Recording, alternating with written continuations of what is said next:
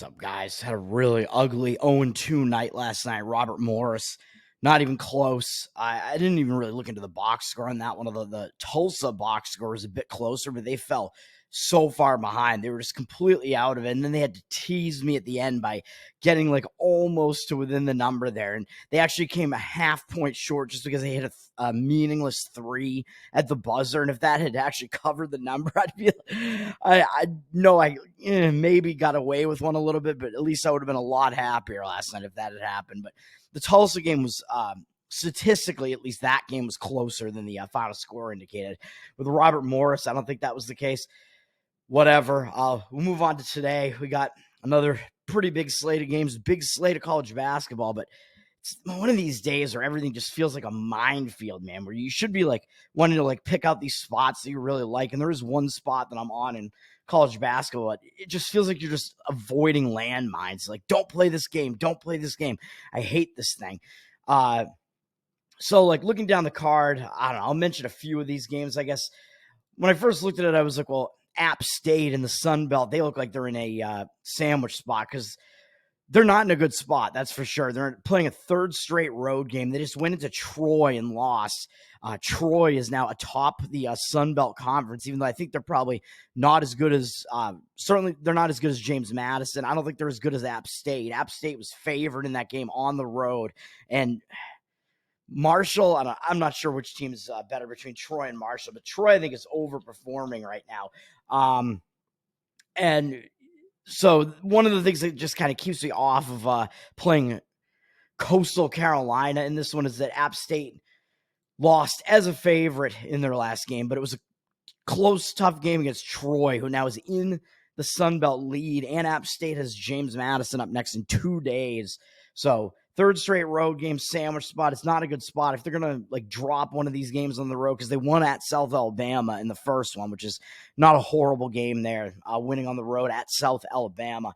If they're going to like not pay attention to one of these games, this might be the one. This is the worst team that they're facing in that whole stretch, Coastal Carolina. But Coastal Carolina just played a tough game against Louisiana, who won the Sun Belt last year. So that gives you a little bit of pause there in taking Coastal Carolina, because they're coming off a tough game, and App State's coming off a game where they got upset and probably should have won. This game, it's down from App State being a 9-point favorite to an 8.5-point favorite. Ken Palm has this at 9. So I don't know. It's right. Everything's kind of just right in that ballpark. So the lean is to Coastal Carolina, but I can't quite get there with that one. I almost look to go against Oral Roberts. I think they're not in a good spot. They just came off a tough game in the Big Sky Summit Challenge against Weber State, who is the top team in the Big Sky this year, really. Oral Roberts was playing pretty well in that game. They had not a big lead, but a nice lead early in the game.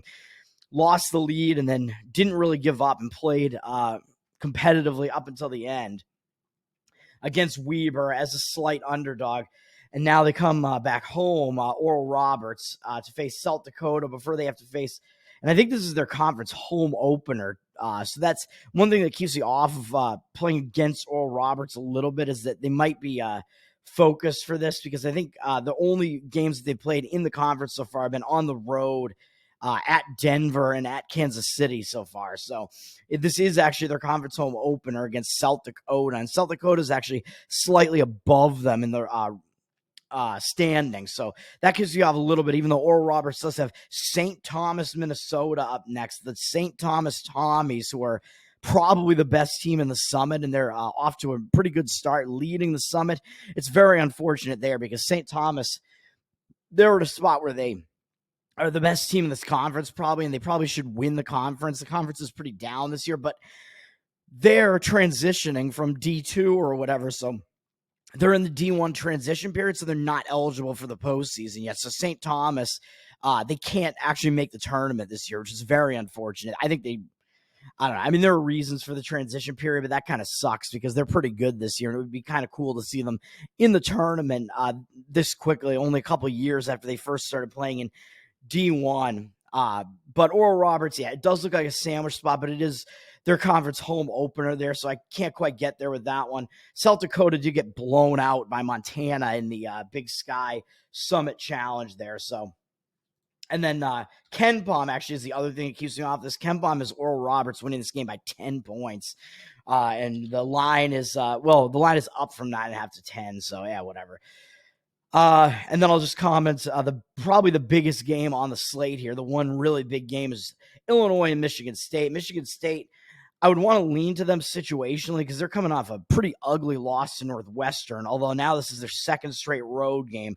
They're kind of just staying in the Chicago area, so it's not a lot of travel. But will that Northwestern game, because they'd won a bunch of games in a row before that, is that going to be like a momentum stopper where they might like be hung over into the next game? I don't know. They'll probably be focused on Illinois, and Illinois, I think, is overrated right now as the top 10 team, or I think the better way to state this is that Michigan State is very underrated right now. I think Illinois is probably ranked about right around like the 10th best team. Michigan State, I think they're like a top 20 team, but they're not being ranked as such because they've had such a brutal schedule. So Michigan State is a lot better than people think they are right now. But I don't know if that Northwestern game is going to like clobber their momentum a little bit or anything like that. And Illinois, they're coming off a pretty tough game against Purdue. They went into Purdue. Purdue was blowing the doors off of them. The game looked like it was over. It was like a 20-point lead for Purdue in the second half.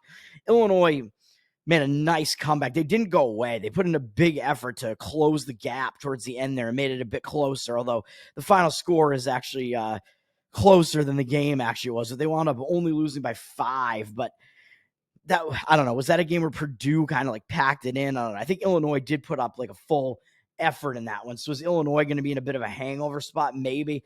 There are just some questions I have with this one. The line is sitting at 4. Illinois up from 3.5 to 4, but Ken Palm has got this at 6. So it's just, there are just some things I don't like about it. And then with Illinois, the situation they're in is weird with Shannon, who's like one of their best players. He's the guy that I think it's him. He's the guy I mentioned who's been kicked off the team because he has sexual assault charges, but now he's like suing the team to try to get reinstated. It's just kind of a weird situation there. So I don't know if that's going to be an added distraction. So the situation has me leaning Michigan State a bit in that one because they're coming off a pretty ugly loss, and Illinois is coming off a game where they at least put in a continuous effort. And the final score makes them look better than they actually are. And the ranking discrepancy is a bit off on this game, in my opinion. But Ken Palm does still have the numbers higher than where the line is. The line makes it look way too easy to take Illinois, though. So I'm staying away, but that's how I feel about that one. And then the other game I almost wanted to be on was to lay the points with Seattle at UT Rio Grande Valley. Texas Rio Grande Valley, they're not a very good team, but they just had a couple pretty tough games. They hosted Stephen F. Austin and played them really tough the whole way. Nice battle by Rio Grande Valley. There's 9.5-point underdogs. Then they went into Abilene Christian as 9.5-point underdogs, and they played really tough against them too, only losing in overtime by 2. So I think Rio Grande Valley, they're not going to have that much left in the tank, man. The question is, are they still going to be focused on a Seattle team who's one of the top teams in the conference, in the WAC? Maybe, but they just put in a huge effort against those 2 other teams.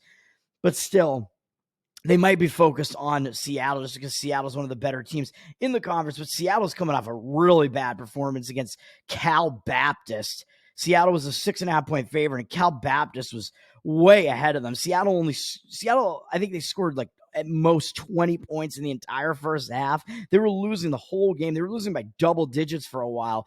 Very low scoring game. And then Seattle somehow just clawed their way back into the game and wound up winning and escaping. So they're coming off an escape where they really didn't play well against Cal Baptist. Not a good performance from Seattle. So that might encourage them to turn this around in this one. They're the much better team over at Rio Grande Valley. Rio Grande Valley is coming off 2 really difficult games. The line here is 9. I'm tempted to do this, man, because Seattle's down from 8.5 to 7. Should I actually do it? Should I lay it with Seattle on the road? It's kind of a tough one to do. I think I'll stay off of it, but it's close to a play for me. Oh, man, I'm running out of time here. What's the game I'm actually on in college basketball? Let's talk about it. I'm on UL-Monroe in college basketball. This is a terrible spot for Southern Miss. I think they're in the worst spot of the day. They just beat James Madison, who was ranked 19 at the time and was undefeated and atop the Sun Belt. Huge win at home, big win for Southern Miss. I don't know if it's probably, I would say it's one of the biggest wins in their program history. I don't know. They don't have wins like this very often, and they're not that great a team this year either.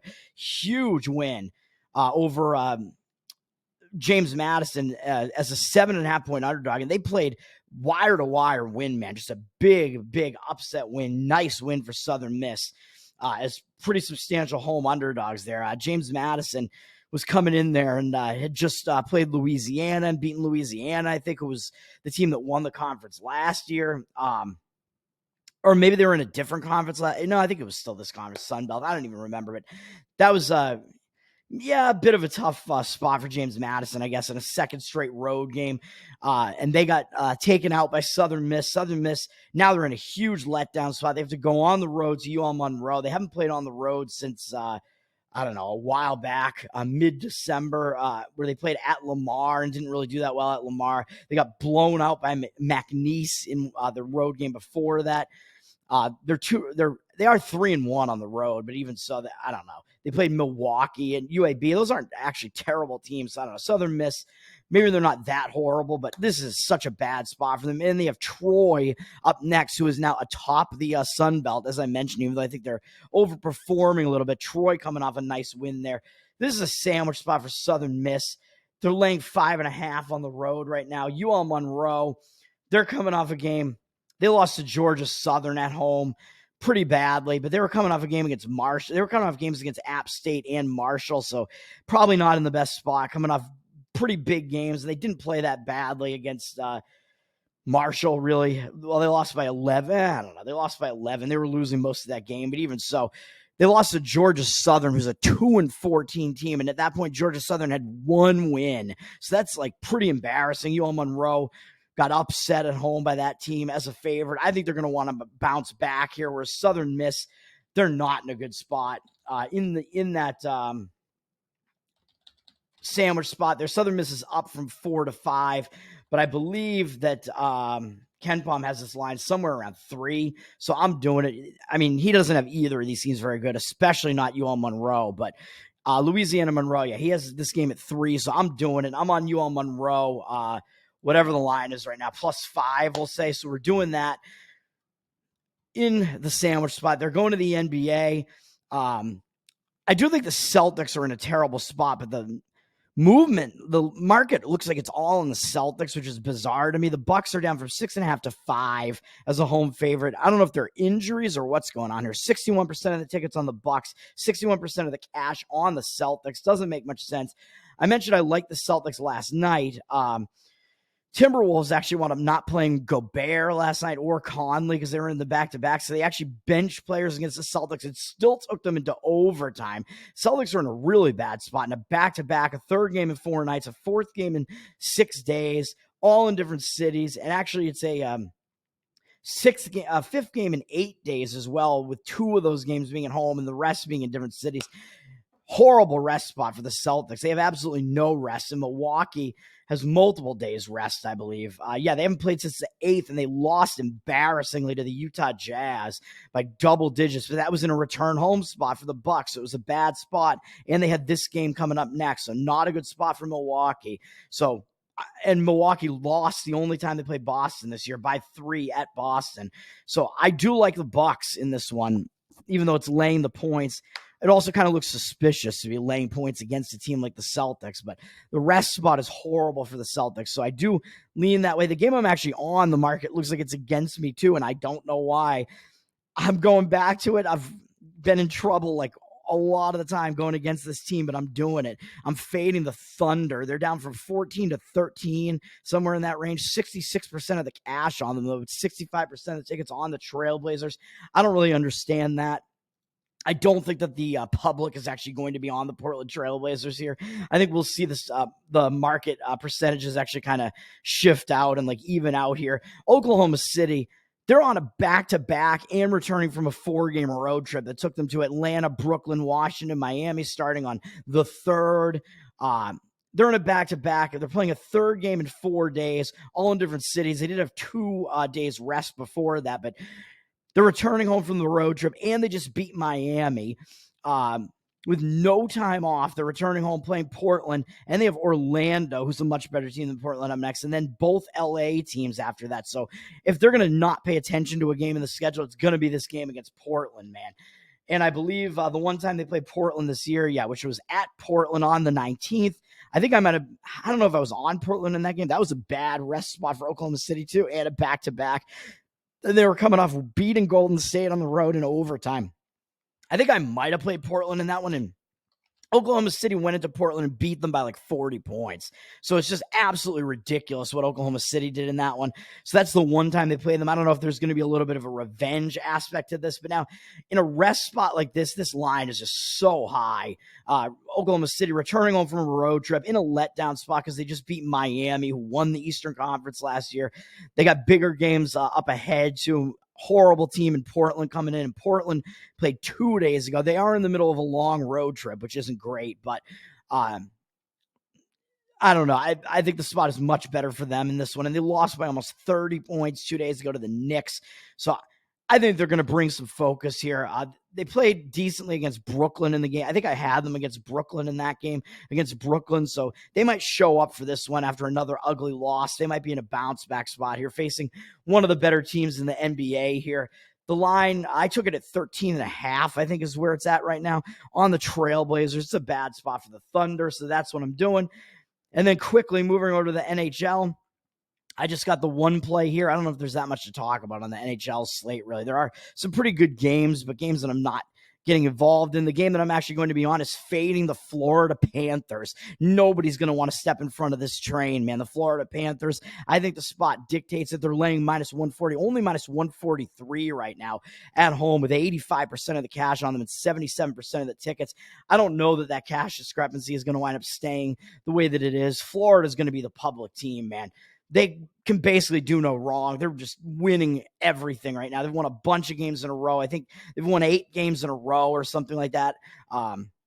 Just tons and tons of wins. They just went on the road, and this is why I'm fading them. They're coming home from a road trip that started on the 2nd. They swept the road trip against Arizona, who's decent, then Vegas and Colorado, 2 huge wins where they won convincingly, and then they won again coming off that game after a couple of days off. They blew out St. Louis in St. Louis. Now they're returning home. I think it's a bad spot for Florida, man. And they have New Jersey up next. I don't know, New Jersey, an Eastern Conference team, at least, who hasn't been playing too badly, even though they do have a good team coming in the LA Kings. This is a return home from a road trip, man. I just think it's a bad spot for Florida, and the line looks suspiciously low on Florida. The line's telling you that Florida's only very slightly the better team here, which is kind of crazy. And we have 2 teams that look like they're going in opposite directions. The Kings have lost 6 games in a row, although 3 of them went to shootouts. They lost to Vegas. They lost on the road by 1. You can't scoff at that. They lost in a shootout to Edmonton. They lost to Toronto, shootout to Detroit, to Washington, who's probably the worst team they lost to in the whole stretch, and they're not even that bad. And then they just lost in overtime 2 days ago at Tampa Bay. They're on the 3rd game on the road trip here, but I think they're going to want to salvage something, man. They didn't play that well in their previous game, even though you might say it's Tampa Bay. It's still kind of a tough game. Yeah, and they went to overtime. All right, sure. But Florida's returning from a road trip, man, whereas LA doesn't have any of those distractions to worry about in the middle of the road trip here. I think they're in much more of a bounce-back spot. They're going to be focused going into Florida. We all know how good Florida is there in Florida. Like I said, they're returning home from the road trip, so I think it's a bad spot for Florida. So that's what I'm doing. I'm on the LA Kings at plus 120. So those 3 plays one more time. LA Kings plus 120 in hockey. Portland Trailblazers plus 13.5. Please help me. And college basketball, UL-Monroe plus 5. Let's get it done, man. Have a good day. Peace.